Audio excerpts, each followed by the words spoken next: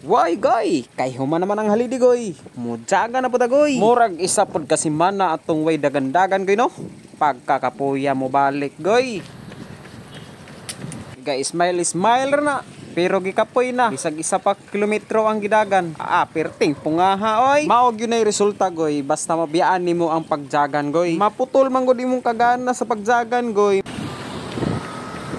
Nagdala-dala bitaw kog tubig goy kay kabalo ko goy. Uhawon yung sunahan goy kay wa nay kondisyon goy. Grabe yung kakapoy. Murag ay hintay nga kung dagan na ni goy. Kapoy na magaayo. Kadto ra ning isang adlaw na nagplano ko nga magjagan ko goy ba. Bahalag isiran lang pero sus karon pa man gyud na tuman goy. Isa na kasi mana.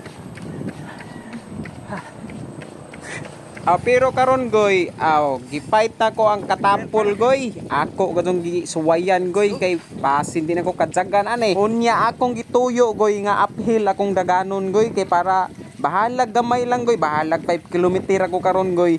Basta kay uphill, diri masukot goy. Asar ko to akong hangin goy. Bahalag bubo lang akong daganon goy, basta kay uphill goy. Ang ginhawa ni mi goy, tagapaliog oy, dili maabot. Perting hingala, halhal pas iro ay.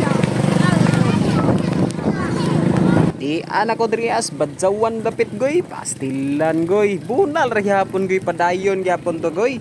Unya di ay nakita dai minimigoy diri wa ko kaila ako maning gilabyan dito gayna. So nagkasabay mi goy, nagpising mi diri goy.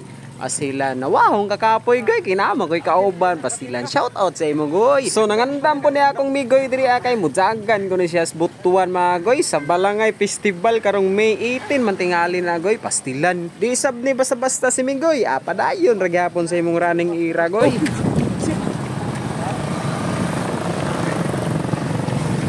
Ora kita.